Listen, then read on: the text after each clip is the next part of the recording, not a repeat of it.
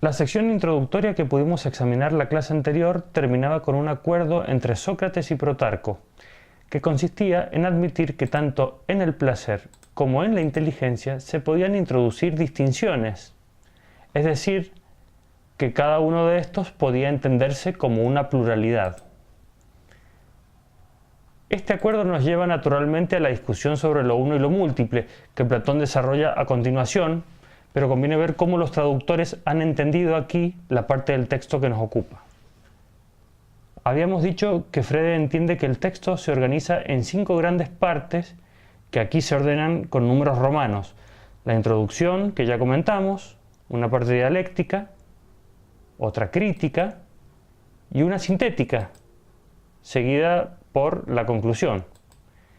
Mientras avanzamos con la lectura y nos hacemos de los elementos para ver si se justifica o no semejante división, ahora demos por sentado al menos lo que va indicando en el segundo nivel de análisis, en números arábigos.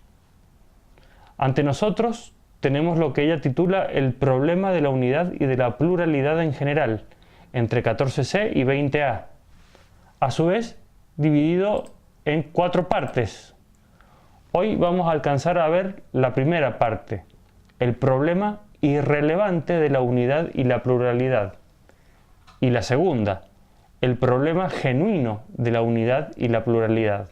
Es decir, tomamos desde 14c a 16b.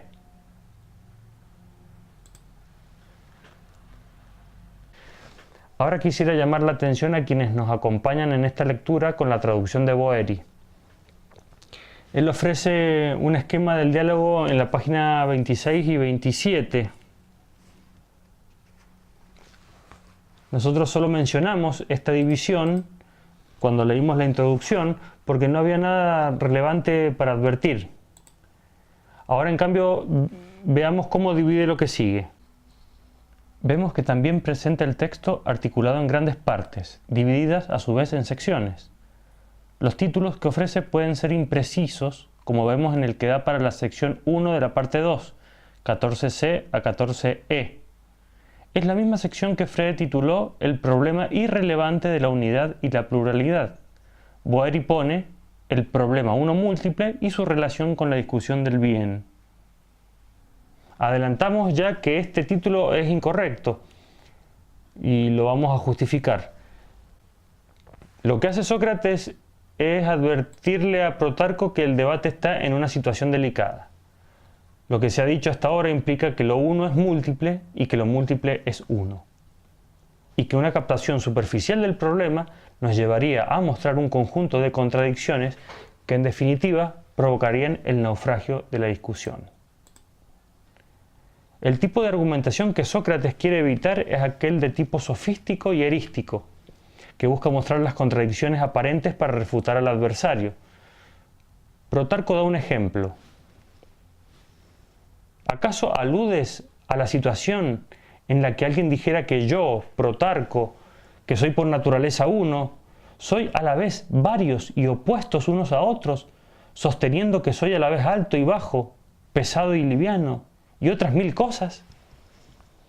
Sócrates afirma: es este tipo de argumentos infantiles el que debe ser evitado y que de ahora en adelante no van a ser examinados. Evidentemente de lo que se está hablando aquí es de un problema derivado de la unidad y la pluralidad, un problema irrelevante surgido de allí. No es, como dice Boeri, la relación del problema uno múltiple con la discusión del bien.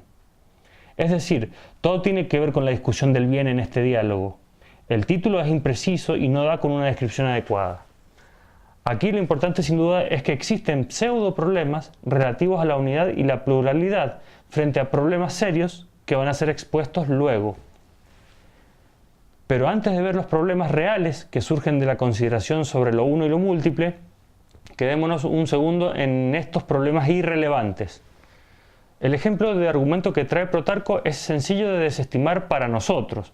Vemos claramente que es un argumento que intenta probar que un sujeto es uno y múltiple porque admite predicados contrarios.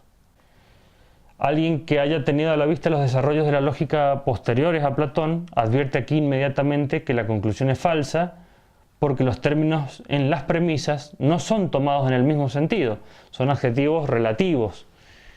Incluso sin saber de lógica, si alguien dice que Juan es uno y múltiple porque es más alto que Pedro y más bajo que José, y que por lo tanto es alto y bajo a la vez, y que no puede ser alto y bajo a la vez quien es una unidad, sino quien es una pluralidad, nosotros no lo tomaríamos demasiado en serio tampoco.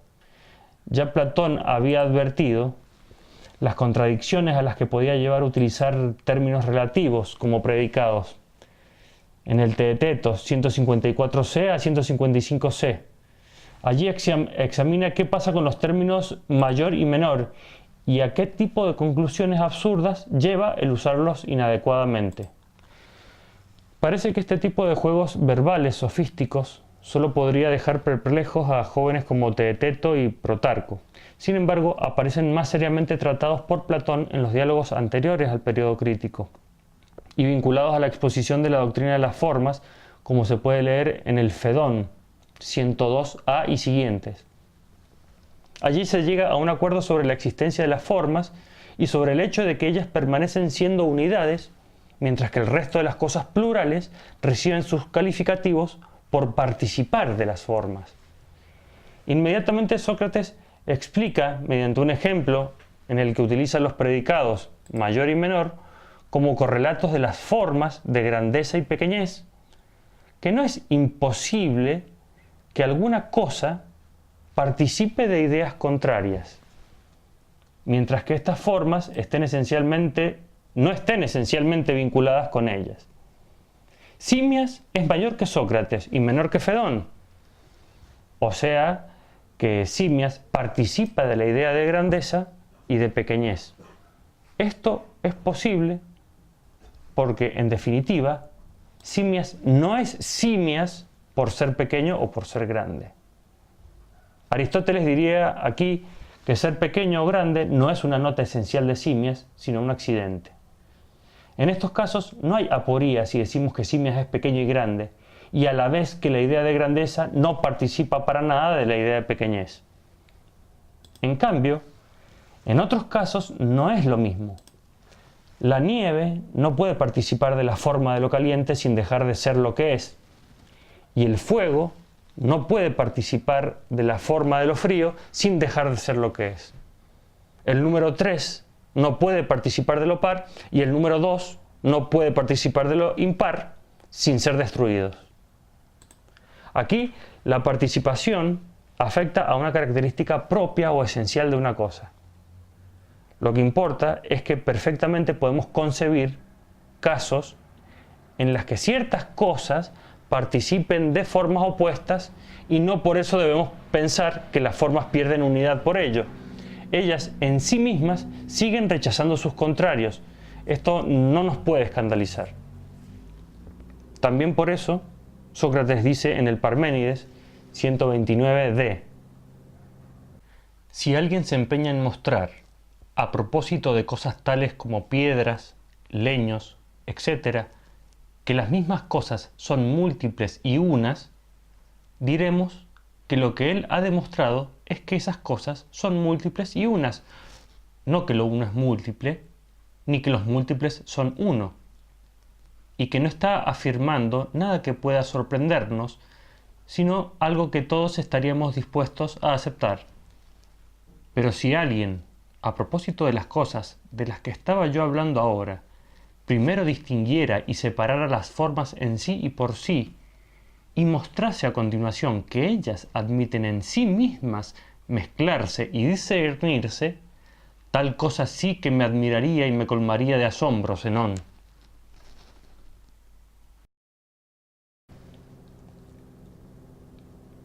Todo parece indicar que en el periodo crítico y en el de vejez, Platón se puede permitir dar vuelta a la página de este problema que se encuentra en el nivel del lenguaje y se resuelve aclarando ambigüedades y desplazamientos semánticos entre términos. A este tipo de problemas también pertenecen los que derivan de un examen malicioso de una cosa en la que se distinguen el todo y sus partes, para después confundir las partes y el todo y sacar consecuencias absurdas. Sócrates mismo señala más adelante en 15D en nuestro diálogo que estos son problemas naturales del lenguaje, que no terminan nunca y que suele atraer a los jóvenes y a asombrarlos tanto como para que ellos importunen a todo el mundo con este tipo de sofismas y paradojas. Protarco le pregunta a Sócrates si hay alguna paradoja que quede por mencionar, que sea un tópico o un lugar común, y la respuesta de Sócrates es significativa. Cuando uno no se plantea la unidad de lo que nace y muere, como decíamos hace un momento, dice. Esta es la traducción de 15A por Durán, publicada por Gredos. La de Boeri dice: cuando uno toma la unidad no entre las cosas que se generan y perecen, como convenientemente dijimos nosotros.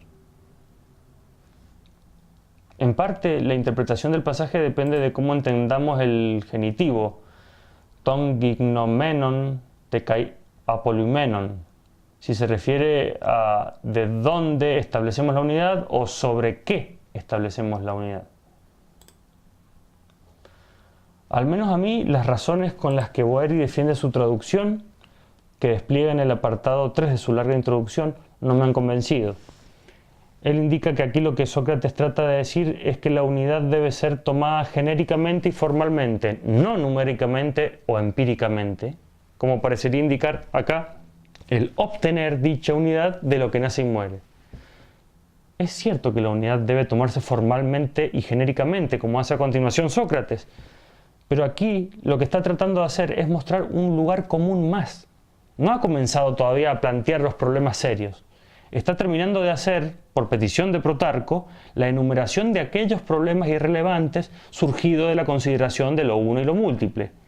Y está diciendo que se presentan otras paradojas además de las mencionadas, cuando uno no establece la unidad de los sujetos a nacimiento y muerte. Y que este tipo de unidad no debe ser refutada. Pero una vez que en la discusión se decide establecer este tipo de unidades, aquí Sócrates menciona el hombre uno, el bovino uno, lo hermoso uno y lo bueno uno, entonces sí hay que realizar un esfuerzo sostenido de división, y esto indudablemente genera controversia.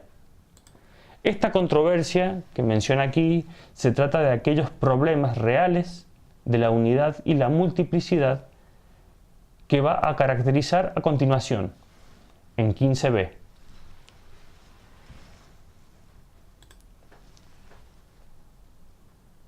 Sucede que este pasaje que comienza en 15b ha sido entendido de dos maneras diferentes. Los especialistas se han encolumnado tras dos posibles formas de comprender el texto. Una de ellas, la más tradicional y la más difundida, reflejada en la edición griega de Barnett, considera que aquí Sócrates enumera tres problemas genuinos acerca de lo uno y lo múltiple. La otra interpretación considera que expone dos problemas, no tres, y esta idea es la que ha seguido la edición de Diez. En este punto las opiniones están divididas y es una de esas controversias que no parecen tener una solución o un consenso posible entre los especialistas. La primera interpretación es tradicional y se remonta al menos a Damasio, el último director de la Academia, que en el siglo VI escribió un comentario al Filebo. En la bibliografía que estoy consultando, Grube y Guthrie apoyan esta primera interpretación, y las traducciones de Durán y de Boeri también. Hackford y Frede, en cambio, siguen la interpretación según la puntuación de Diez, y el profesor Zuviría se ha inclinado por esta última forma de entender el texto en su corrección de la traducción de Durán. Creo que va a ser revelador de los posibles sentidos del texto si vemos primero qué dice la traducción de Durán y cómo podemos entenderla, y después vamos a ver la traducción revisada por el profesor. Este es el texto de Durán. Aquí yo he separado los enunciados de cada problema. En primer lugar, sobre si es necesario admitir que alguna de tales unicidades existe realmente.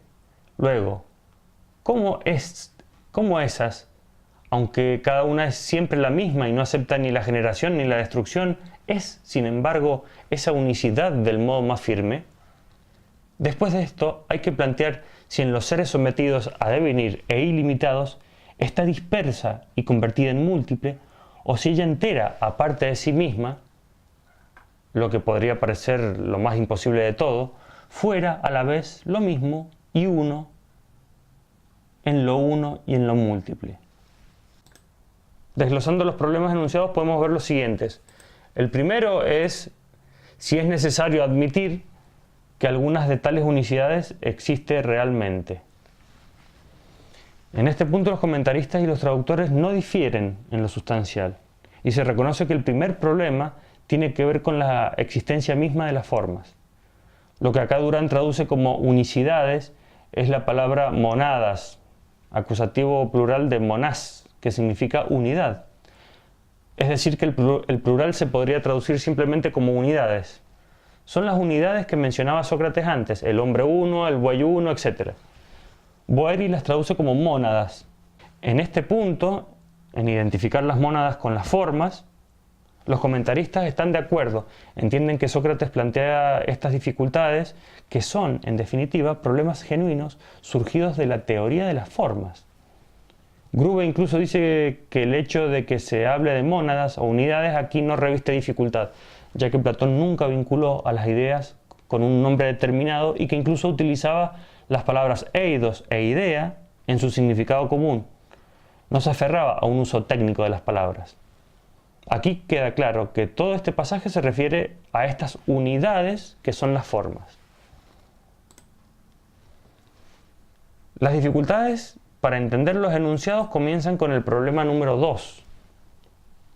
Dice, ¿cómo esas, aunque cada una es siempre la misma y no acepta ni la generación ni la destrucción, es, sin embargo, esa unicidad del modo más firme? No alcanzamos a ver cuál sería el problema filosófico de comprender que una unidad sea siempre la misma y no acepte la generación y la destrucción, y que lo sea firmemente. Más bien, el problema lógico aquí sería que no fuera esa unicidad del modo más firme. Vamos a ver qué pasa con el supuesto tercer problema que enuncia Sócrates, según esta traducción de Durán. Si en los seres sometidos al devenir e ilimitados está dispersa y convertida en múltiple, o si ella entera, aparte de sí misma, lo que podría parecer lo más imposible de todo, fuera a la vez lo mismo y uno en lo uno y en lo múltiple. Podemos ver que presenta dos posibilidades de comprender cómo las formas están presentes en las cosas ilimitadas que se generan y perecen. Las dos posibilidades son problemáticas. La primera implica que las formas, que son pensadas aquí como unidades mismas, a la vez se encuentren en una multiplicidad y por lo tanto sean ellas mismas múltiples. La segunda posibilidad implica que las formas mantengan su unidad en lo uno y lo múltiple a la vez. De esta forma estarían separadas de sí mismas. Esto parece lo más imposible. Estos últimos puntos no presentan una dificultad seria para entenderlos en su formulación. Todos los que defienden la interpretación de los tres problemas entienden este tercer punto de manera semejante, pero no pueden dar una misma respuesta para la extraña formulación del segundo problema. Grube directamente no se hace cargo y no la explica. Guthrie dice que sería el planteo de un problema parmenidio. Leo la paráfrasis que él hace al problema. Puesto que la unidad y la existencia son dos realidades y no una, ¿cómo puede una unidad existir y mantener su unidad?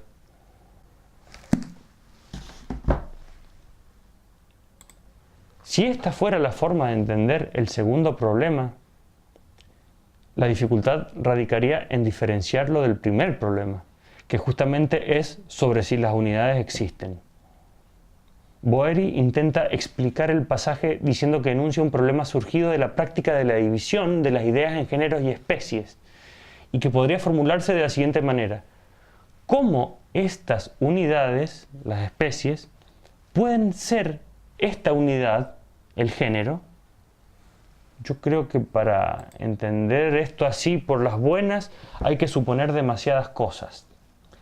Lo único que queda claro es que no parece haber solución satisfactoria si no es entendiendo el texto de otra manera. no es que la presentación de tres problemas sea arbitraria. Si vemos el texto griego, algunos elementos parecen llevarnos a entender que son tres los problemas, por la presencia sobre todo de proton, primero, eita, luego, y metatuto, después de esto, que se utilizan para coordinar miembros en enumeraciones. Esto también llevó a los editores a colocar una puntuación que remarca esta posibilidad. Se entiende que pos introduce una interrogación que cierra después de tauten. Una forma alternativa sería entender metá de manera diferente, con cierto valor concesivo, y no poner un signo de interrogación que figura en Barnett después de tauten. Esto convierte estos supuestos dos enunciados en uno largo. Esto se refleja en la traducción de Hackford y de Frede. Veamos cómo queda traducido en la corrección del Dr. Zuviría. Si es necesario admitir que algunas de tales unicidades existen realmente. Luego, sobre cómo son, si cada una es siempre la misma y no acepta ni la generación ni la destrucción, y si, no obstante, sigue siendo siempre la misma del modo más firme, aun cuando uno deba, a su vez, aceptar que ella aparece en lo que deviene y en lo ilimitado, sea dispersa y convertida en múltiple, sea habiéndose separado enteramente de sí misma, lo que podría parecer lo más imposible de todo, y se manifiesta como una y la misma a la vez. Yo no pretendo dar por resuelto el problema textual y ni siquiera pretendo brindar una explicación exhaustiva del problema. Pero quiero remarcar el valor de esta traducción del Dr. Zuviría, que en español es la única que se vincula con esta nueva forma de entender el pasaje a partir de la puntuación de Diez, que siguen especialistas como Hackford o Frede. Así, el segundo problema genuino, que surge de la consideración de lo uno y lo múltiple a partir de la teoría de las formas, es entendido como un problema que concierne al tema de la participación. ¿Cómo es que una forma, que en cuanto forma rechaza la generación y la destrucción, sin embargo, está presente de alguna manera en este mundo? ¿Y en qué puede afectar a la unidad y la integridad de las formas el hecho de que las cosas sujetas a devenir e ilimitadas participen de ellas? Indudablemente aquí nos encontramos con resonancias del poema de Parménides. Estas mónadas no admiten la generación y la destrucción. Cuando en el poema de Parménides se está describiendo cómo es aquello que verdaderamente es, en el fragmento octavo se van sucediendo distintos predicados del ente, uno de los cuales es el de la inmovilidad, que se explica a partir del verso 26. Dice: Autarakine ton megalon en peiras y desmon, estin anarchon apauston epeigenesis caiolestros, telemal eplancesan apose de pistis aleces. La traducción sería: por otra parte, inmóvil en las ataduras de fuertes lazos, es carente de principio, carente de fin, pues la generación y la destrucción muy lejos fueron rechazadas, las repelió en efecto la convicción verdadera. Allí en el poema de Parménides la generación y la destrucción son rechazadas. Aquí en nuestro diálogo ni una ni la otra son admitidas. No son acogidas favorablemente en estas mónadas la generación y la destrucción. Ahora bien, en el poema de Parménides se muestra una división insalvable entre lo que verdaderamente es y sus determinaciones, la unidad e integridad, la inmovilidad, la perfección. Todo esto por una parte, y aquel mundo conformado por meros nombres, el mundo de las opiniones de los mortales, en donde se da la mezcla de opuestos. Platón, en cambio, dio un paso más y quiso mostrar el vínculo entre el mundo inteligible de las formas y lo que está sujeto a devenir, aquello que califica como ilimitado, apeiros, una palabra que no solo significa carente de límite, como a menudo se remarca atendiendo a su conformación, sino que también connota aquello que es innumerable, incontable, que remite a una multiplicidad indeterminada. Es un término que va a jugar un rol importantísimo más adelante. Al tratar de mostrar este vínculo entre las formas y el devenir, Platón se encontró con problemas teóricos que expresó ya en su diálogo Parménides, en 130e. Parménides está presentando a Sócrates un conjunto de objeciones que pueden formularse a la teoría de las formas, sobre todo en los aspectos relativos a cómo las formas están presentes en las cosas múltiples. Le pregunta Sócrates: ¿te parece entonces que la forma toda entera está en cada una de las múltiples cosas, siendo una, o cómo? ¿Y qué le impide Parménides ser una?, replicó Sócrates. Entonces, al ser una y la misma, estará simultáneamente en las cosas múltiples y que son separadas, y de ese modo estará separada de sí misma. La fórmula que expresa esta aporía allí en el diálogo Parménides es muy semejante a la que aquí en el Filebo figura como segundo miembro de la disyunción con que cierra el segundo problema. Si consideramos que la forma está en lo múltiple, entonces la forma estaría separada de sí misma. En aquel diálogo Platón también planteó el problema que aquí se menciona en el primer miembro de la disyunción, en el que se advierte la facultad de conciliar la unicidad de la forma y el hecho de que, de alguna manera, está multiplicada en lo que deviene. Esta dificultad la pone también en boca de Parménides, que la expresa mediante el símil del velo, en 131b y siguientes. Aquí la dificultad a superar consiste en lograr pensar la presencia de las formas en las cosas del devenir sin que afecte la integridad o la unidad de las mismas. No es importante aquí la unidad y la multiplicidad en los seres sujetos al devenir, sino en las mónadas. Sócrates dice que esta dificultad, si es mal planteada, conduce a aporía, mientras que si es bien planteada, conduce a mejor solución. Protarco termina solicitándole a Sócrates que conduzca la discusión por un camino tal que puedan evitar el planteo erístico del problema, que les ayude a sortear aquellas dificultades que Sócrates ha presentado como propias de los discursos que suelen maravillar y confundir a los jóvenes. Esto da pie, por supuesto, a la presentación de la dialéctica como único medio para salvar la discusión de tales escollos. En la clase siguiente vamos a ver cómo Sócrates presenta justamente a la dialéctica.